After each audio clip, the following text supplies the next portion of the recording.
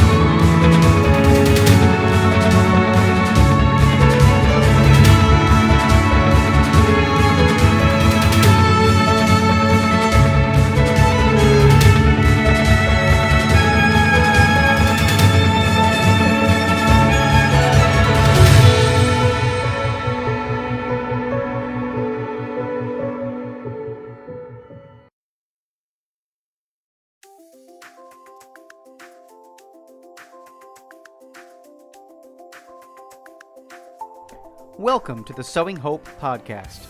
This is a show all about implanting hope in our hearts.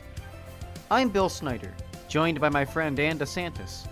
We're glad you're here for our uplifting conversation about faith and how it sustains our hearts through all the seasons of life. Thanks for walking with us. Hey everybody, welcome to this episode of Sowing Hope. I am Bill Snyder. It's great to be with you, and we thank you so much for tuning in, however you're doing so. Welcome our audience from CMAX TV. So if you're taking a look at us on CMAX, know that you can find us anywhere that podcasts are found, and also on the Patchwork Heart Ministry YouTube channel. So check that out by simply subscribing to Patchwork Heart Ministry on YouTube. But on today's episode, I'm always joined by my trusty co-host, Ann DeSantis. Ann, how are you doing? Doing great, Bill. It's good to be here. I'm always glad to come back with another episode, and especially this one, because the whole series has been great. The 10 Ways to Grow in Faith. This is episode number 9 already. Wow. Yeah, I know. Wow. Yeah. It's incredible that we're up to episode number 9. But no, I'm excited because today we're going to talk about the Catholic community and needing to be part of a community, right? Yeah, absolutely. And we can look at that in a couple different ways, I think, because when you think of Catholic community, for those who are listening, I think first and foremost, the number one step is being a part of a parish, right? And especially if you are Catholic, I mean, if you're another religion, obviously just joining the church of wherever you belong. But if you are Catholic, I mean, you belong to a Catholic parish community. And I know for myself that has made such a difference in getting to know the people that I'm with, but just joining every week in prayer by going to Mass. And we already had a whole episode on that. But this aspect is not only the part of going to Mass and being a part of the sacramental life, but just being a part of community in general, which I think can have a lot of different definitions. What do you think, Bill? Oh, absolutely. The community is not just being in a parish, as you kind of mentioned, but it's also getting together, I think, with like-minded Catholics and Christians. And that's a really important thing that we do. And there's so many different movements within the church, so many different types of ecclesial spirituality, right? I mean, you can be a third order Franciscan, you can be a third order Dominican, you can be a third order Mercedarian, you can be a part of the charismatic renewal. I mean, there are so many different groups that are within the church. And, I like to point the reason why for that is because our spiritualities are as unique as our fingerprints, right? Like, I mean, God doesn't, create a bunch of robots that go out and do his service. We're not stormtroopers, right? And we need community. We need other like-minded people to come and be with us as we go out and serve in the kingdom of God. Does that then mean that we're going to be identifying with each and every movement in the church? No, but we recognize that they're all valid. That these different movements that have been blessed by the Vatican are still valid. But we don't have to subscribe to them, right? I mean, like, not everybody's going to be a third order Franciscan. Not everybody's going to be a third order Mercedarian. Not everyone is going to be a member of the Catholic Charismatic Renewal. Like, that's not going to happen for every single Catholic. Or there's many of our brothers and sisters that love the traditional Latin masses and that whole community. And so, having a group of people that you that are like-minded with you are so very important. In fact, it's very scriptural. There's a line in the book of Sirach, and I'll look up the quote here in a minute, but it talks about find a person that you are like-minded with, and that can feel for you when you fall. And so having those groups of people that are around you are so very important. And it's not just your parish community. That's a wonderful place to start, because oftentimes you can find those different groups within the parish, right? Like, there's different areas of service. I mean, there are people who love to do different rosary groups, and maybe the parish has a rosary on Tuesday night. Maybe the parish has a Eucharistic adoration, and there's a Eucharistic adoration apostolate. You're really into that. And those group of people, the Altar Society, and people who decorate the church for the different liturgical seasons. There is something for everybody, and all the different types of spirituality that the Lord calls us to. Yeah, that's exactly right. I'm glad you brought up all those different facets, because there really is so much in the Catholic Church, Yeah. really.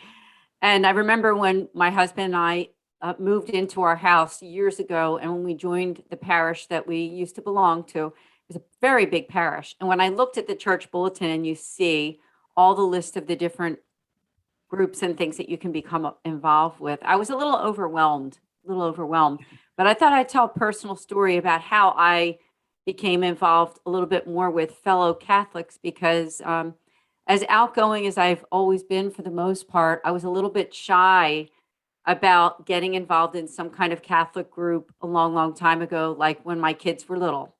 And maybe there's somebody listening who felt the same way, that, I would go to mass, but I didn't have that many sort of like-minded friends who were similar to me in my same exact circumstance. At the time, I was a stay-at-home mom.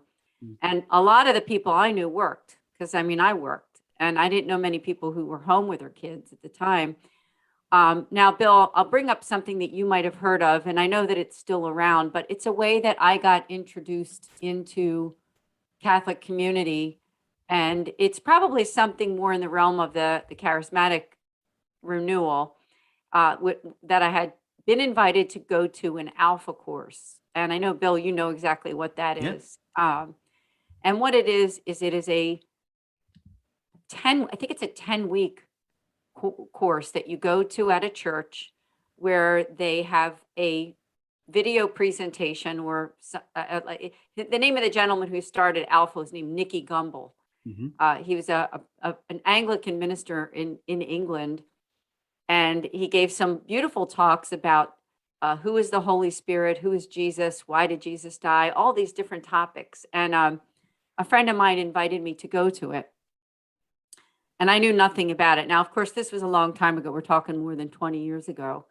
Yeah. I think Alpha is still around, if I'm correct about that. Yes, it Um, is. But what happened was I went to the course, and it was a weekly thing. But what I was introduced to in getting involved in this course was the idea of meeting other like-minded Catholics who were similar to me, meaning that they were mothers. Not all of them were stay-at-home mothers, but they were mothers who had children. And so it was a way for me to get to know other people who were in the same circumstances I was, and that we could grow in our faith together. So other than being involved in Sunday Mass and the sacramental life, it was a way that I could meet other people where not only did we learn together, but we grew together, we prayed together. I was never had knowledge, I'll say, of what charismatic prayer was. I remember the first time somebody prayed out loud in that sort of relaxed fashion. And I loved it. I loved it. I had never seen it. I had seen it on TV with some of the evangelists, but it was much different when it was in a small group of people that were just praying for whatever their needs were, praying to God, worshiping Him. And, it made a major, major impact. But that was kind of the beginning for me of learning what community is all about. And I was friends with a lot of the people from that group for quite a while. Quite a while was that not only myself, but my husband, the two of us and our kids got to know some of the children that were in that group. And so I can't recommend enough that if you ever get invited to something at your church like that, some kind of fellowship opportunity, where not only is there an opportunity just to kind of talk to people casually, but prayer time. And a lot of times when it involves families, sometimes they do things for the children as well. And that was also beautiful. It really grew into something great. Now, as years went on and kids grew and people's circumstances changed, we didn't get to stay in touch with every single member of that group, but it was a wonderful introduction for me, learning what community is all about. And now, can I just continue a little bit more, Bill? Yeah, absolutely. is that now when the pandemic happened and I was home, had gotten involved in Catholic writing and Catholic speaking, a friend of mine invited me to, lo and behold, Bill Snyder. And we started the Sowing Hope podcast a year and a half ago. I can't believe it. I know, right? But what I want to say is that community doesn't end with just in-person gatherings. As we all learned that during the pandemic, things like online virtual conferences, podcasts, we like to pride ourselves with Sowing Hope that we're your friends. This is a community here. You can reach out to Bill and I anytime at sowinghope@patchworkheart.org and stay in touch. And that we really do hope that not only is this a podcast, but it's a community, because not only have Bill and I become friends, good friends, but we have so many other friends from all the guests that we've had on the show, from all the people that we've met, and even some of the events that we've done in the past. So what do you think, Bill? I really appreciate your witness, especially about Alpha, Yes. because it's such a wonderful process that one can find the Holy Spirit and really find God, right? Like that is a beautiful, beautiful, beautiful thing. And I remember from my time, I was one of the facilitators for Alpha in our parish, and so many hearts came open to Jesus through that process. And the ecumenical nature of that too, that it's available, not just for Catholics, but also for Christians across the board. I remember going to a talk one time with Franklin Graham, a big Protestant minister, the son of Billy Graham. And I remember going to a talk with him, and lo and behold, it was at Moody Bible Institute in Chicago. And I remember this was years ago, and walking up to the table where Alpha was, and the lady didn't know I was Catholic, so she walks up, I walk up to the table, and she says, Catholics use Alpha. And I'm like, well, that's a good thing, because I'm a Catholic, and it was pretty awesome to see the fruit that is born, just and in your personal witness, but there's so much that comes from encounters with the charismatic renewal, or encounters with groups like that. So plug into the community. I think that's one of the biggest things, that there really are no sheep that should be wandering alone. Jesus goes and finds those sheep, and what does he do? He brings them back into the fold, right? Like so so if you're not part of one of these groups of people, if you don't have a you know like-minded group of people that have a similar spirituality to with you, then it really makes Christianity difficult to do, right? Like, I mean, Jesus will come looking for you and drag you into one of these groups. I mean, that's what he does. I mean, that's what the Good Shepherd does. He goes out and looks for people who are wandering all by themselves, because Christianity and Catholicism is not meant for a bunch of people just to be walking alone. Yeah, I can do Christianity by yourself. No, you can't. So we need that community. And by the way, I did find that passage I was referencing earlier, and it is from the 37th chapter of the book of Sirach. And I just love it because it's exactly what we're kind of talking about here today. And it says this, it's verse 12. It says, instead, associate with a religious person who you know keeps the commandments and who is like-minded with yourself and will grieve for you if you fall. And that's the NABRE translation. It continues to say, then to heed your own heart's counsel, for there is nothing that you can depend on more. The heart can reveal your situation better than 7 sentinels on a tower. Then to all this, pray to God to make your steps firm in the true path. But, associating yourself with a religious person who you know keeps the commandments, who is like-minded with yourself and will grieve for you if you fall, we need that. We need that community of people. Otherwise, just wandering around aimlessly isn't gonna do it. So I know, Anne, that through you and our friend, you and my friendship, and doing this podcast weekly, we associate with one another. We talk on a regular basis. Like it's not just I mean, if you think we sit down once a week to do a podcast and that's it, like that's not how this works, folks. Like we couldn't do that.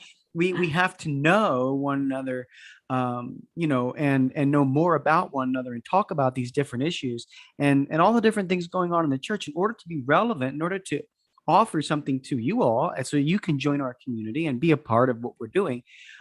We have to be like-minded and on the same page, and Ann and I are. And so we talk about things that are difficult. We don't shy away from those difficult things. We pray together. Like all of these things are part of a community that you need to be looking out for, and good solid community. So find one. That's what I would say. Find one, and it doesn't matter which one it is, right? Like it doesn't matter if your spirituality is like Alpha or charismatic. That's great. If it's more of the traditional Latin masses and it's more of the rosary prayer groups, good. It's not bad, right? Like the Catholic Church encompasses all of this, and so feel free to dive in, head first. It can be a little uncomfortable at first too, right? And like when you begin taking that step out of the boat and going, oh, I'm going to test the waters and see if this group is right for me. It pulls you out of your comfort zone, right? Yeah, well said, well said. Because the one thing that you said too is that, say, for you people like you and I who are friends, we do the podcast once a week. But yeah, right, praying together, fellowship, friendship, it all goes together because you got to be real, you got to be authentic, and really close to God with other people, and especially when you're doing some kind of ministry together, it's just so important. Yeah. If I could also make a shout out to people who might be attending a parish where you just feel that you're not connected for whatever reason. And it could be the pastor, the reason why you just don't feel that the pastor has good leadership or that they have great outreach there, whatever. I don't think it's a wrong thing, not necessarily that you have to leave the church, but to go to other churches to find some kind of fellowship. Maybe there's a larger church or a church that does better outreach or prayer groups or something. It's not a wrong thing to say, you know what, I'm still going to go to the church that I'm assigned to or that I have been a member of, but maybe I go to a prayer group or do something else at a different church. You can do that. Now you might decide that you want to leave the church that you're at. And I know years ago in the Catholic Church, they had like those boundary lines where they'd say, okay, you live in this town, so you have to go to this church or whatever, right? Well, I could be wrong, but I'm pretty sure that they don't do it that way anymore. Now, most people do go to the parish that's in their community, whatever, okay? And I know for myself, my husband and I, after many years of prayer, we decided we wanted to be a member of a different church. It is a smaller church, but we really liked the pastor and we liked the community there. And I've been able to get a lot more active at this church compared to the church that I used to go to. And the church that I used to go to was a wonderful parish too. It had a lot of activities, a lot of people, a lot of families. But Mhm. for us, we just felt that we were better off in a smaller church community, and we're very happy there. Have been able to get more involved, and I do think that sometimes with leadership, Bill, I know you understand this, that if you've had a pastor that's been at a place for a certain amount of years, and maybe he's not the type of pastor that likes to be really in touch with the people. Some pastors like to do they like to have more of a barrier between them and the people. Like there's all kinds of you have to go through this person and that person or whatever to talk to the pastor, and it makes a lot of sense. But every pastor and every church has a different charism with that. So if you're not thrilled with where you are, I don't think it's a sin or a bad thing to just check out other communities, whether you join it or whether you just go to the prayer groups or take up on some of the other opportunities that they have available. Yeah, absolutely. And, especially if you're in leadership, I always used to tell this to people that are in leadership in parishes is that, and if you work at a parish, right, and you worship at that same parish, it you're constantly there. You're there for your worship. And so, I always would say at least one Sunday out of the four of most Sundays, they have a month, 4 Sundays in a month, go to a different parish and experience a different community. You will grow from that experience. And it doesn't mean that you're not part of that community. But it also gives you the flavor of another charism in the church, another way of doing things, and you gain things, you gain perspective from that. So really think about, how that sense of community, especially in your parishes, and you could be having an influential part in that, directing and helping, some part of it, whether you are the business manager or you are the youth minister or the director of religious education, whatever you are. Like think about how God is calling you to explore how other communities operate, right? It doesn't mean that you're abandoning your, your church. It doesn't mean you're abandoning your job or your workplace. It just means that what you're doing is you're exploring and encountering the other charisms of the church, and helps us grow, right? It helps us understand. We might even be able to say, oh, I really like how that pastor approached that, or I really like how that youth minister, talked to the parents after church, or whatever that is. Like you're able to take those nuggets of wisdom and allow them to become part of your ministry and part of your mission, and part of your community. It helps you grow. So I think that kind of gives us the perspective of, we don't necessarily want to become so inwardly focused in our community that we don't reach out, right? Like, I mean, when we start using those identifiers that I am a, this Catholic, or I am a that Catholic, when our community starts to identify ourselves, I'm a I'm a charismatic Catholic, I'm a traditional Latin mass goer, I'm this, I'm that. Well, now we're starting to do exactly what Pope Francis doesn't want us to do, and that's separate ourselves out of this larger Catholic community that we are all a part of. Doesn't mean that we don't have a spirituality that we gravitate toward. Doesn't mean that we can't participate in those things. It just means that we have to recognize that this entire body of Christ all has a role in the church. And so reflect on that and say, okay, how can I push myself out of my comfort zone, to explore, to see, to encounter other Catholics, other Christians that are out there, knowing that I will always have a home and a like-minded spirituality with these people and this group. And so I just encourage people to do that. I've done it myself. It's hard to do, right? Like it's hard to do when you feel a certain way and you have a certain spirituality, but to accept that invitation to go to experience it. It makes you just understand and have a deeper perspective, greater perspective of the whole enterprise that really is God's salvific engine on earth, the Catholic Church. Yeah, I love how you said everything that you just said, especially the piece about Pope Francis and what he doesn't desire. And not that it's about, Pope Francis isn't Jesus, but he is the vicar of all of us, right? Of the Catholic Church on earth.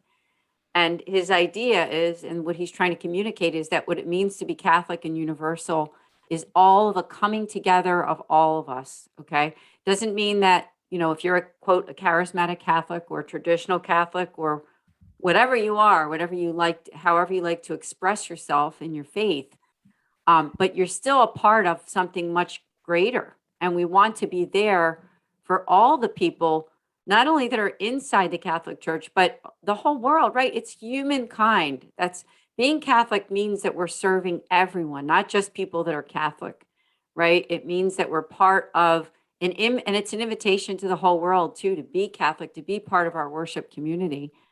And so if you're listening to this podcast and you're not Catholic, but you want more information about it, I just encourage you to reach out. Maybe there's a local parish in your area and you can reach out to the parish there or even to Bill and I. I mean, Bill and I would be happy to answer any questions that you have about the Catholic Church, about being a member of the church.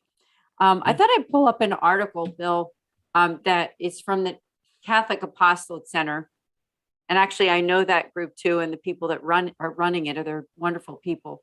The article is The Importance of Prayer and Community. It's an older article. It's from 2014, but it says that being a part of a faith community serves as a support system for us. We rarely like to be alone. Don't we all crave sharing meals and with friends and family? In fact, Jesus shares the source and summit of our faith with us over a community meal. Community strengthens and unites us in our faith. Our community even prays for our intentions at Mass. Therefore, community prayer is another way for us to become closer to God through others. No matter how you pray, and we keep bringing up like whatever sect of the Catholic Church, if you're a traditional Catholic or you even hear those words, liberal and conservative Catholics too. People use those words. So wherever you are on that path, we're still all one big member of this universal church, and we pray for one another, no matter who we are in the church. So, wondering if you had anything to say on that, Bill. Yeah, it's really funny actually. It kind of triggered something in me that I heard last night. We had our confirmation program. I'm helping our parish with our teenage confirmation program this year, and one of the leaders in the program and the other leaders, he said, how many of you are baptized? And and of course all the kids raised their hand, right? And he goes, well, good, because guess what? You're a member of the Catholic Church. It's not like you're going to be getting rid of that. This is a strengthening of your baptism. It's not that you get to renounce or accept or whatever your baptism. That's not what this is. This is a strengthening of a spiritual strengthening of the gifts of your baptism. And so, he goes, that ship sailed, a long time ago. Once you were baptized, you were Catholic. And so I think that is another thing to remember, that like we're all part of this. All the baptized are part of this, community. And once you're baptized, you're part of the Catholic Church. It doesn't even really matter if you were baptized in a Protestant church or, or a mainstream Protestant church, as we would say, non-denominational Christian, as maybe some of our brothers and sisters might say, or a certain denominational Christian church. You're technically part of the Catholic Church. And so that one baptism makes us all part of Christ and his church. So, we just want you to recognize that the breadth and the scope of this community, while it has many arms and legs and fingers and toes and all the different ways that the Catholic Church reaches out in the body, in its body, right? This here. We are part of that one community. If you're baptized, you're part of it. And you might not recognize that. You might not know that. You might protest that. You might reject it for a portion of your life or the majority of your life. doesn't matter. You're still part of it, and you're called to participate in it. However, God is calling you to participate. Yeah, that's a really good point. And I've heard priests say that a lot during homilies that, first and foremost is baptism. And when you hear sometimes people that are, maybe some other religion or part of Christianity that ask, are you saved or whatever? And the priest answer was that, as soon as you got that baptism, you were saved. Of course, it's an ongoing conversion, right? Right. That sacramental life makes it an ongoing conversion every day of our lives. We still have to choose Christ. We still have to choose whether we want to follow him as disciples of him. And part of the article that I pulled up, Bill, from the Catholic Apostolate Center, the one that I just was referring to, talks about the family as well. When you're part of a family, if you're living in a house where there's more than just yourself, or even if you live by yourself, but you're part of an extended family. And Yeah. I will even bring up the fact that maybe you don't have family, but you have friends and people that are in your life that invite you in as part of their faith community, a family. So that's what I want to address too, is that remember that first community, especially when you do have a family at home, like I have my husband and I have our two daughters that are adults, but we still pray together. And it says in this article that family prayer is the first place of our prayer education, also mentioned in the catechism, prayers over meals, memorizing the prayers of the rosary, praying for a good grade on a test. The list goes on. Our introduction to faith and prayer begins in the community of our home. That is why it's so important to make family prayer a priority. I think it's important to realize that when we're talking about community, like finding a community at your church or a group of like-minded Catholics or Christians or whoever that you're praying together with, that you can also make that community your home.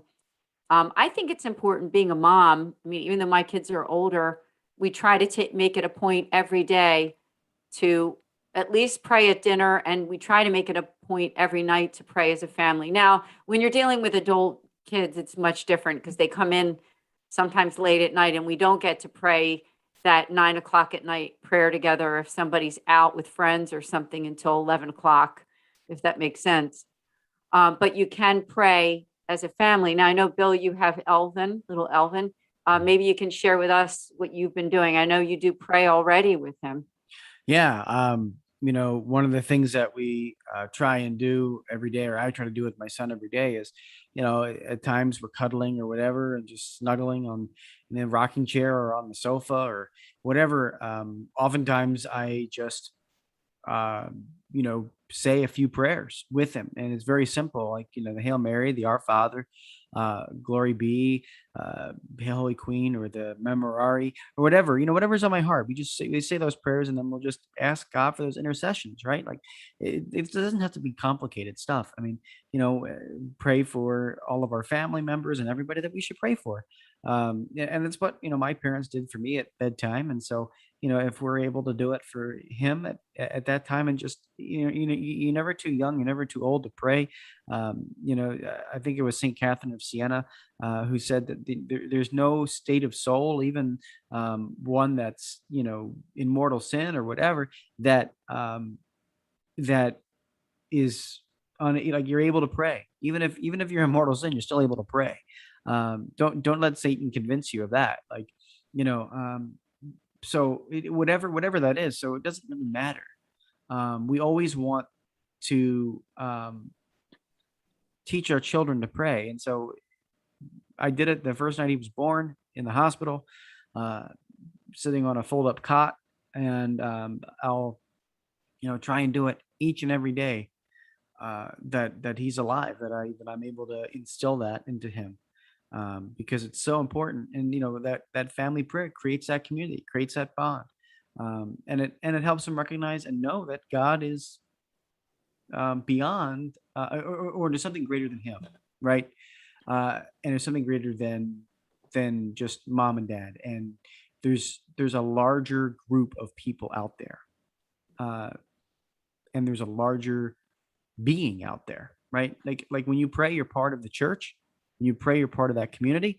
When you pray, you're part of the nuclear family, and when you pray, you're part of the heavenly family. You're part of all of the like you participate in that, like especially at mass.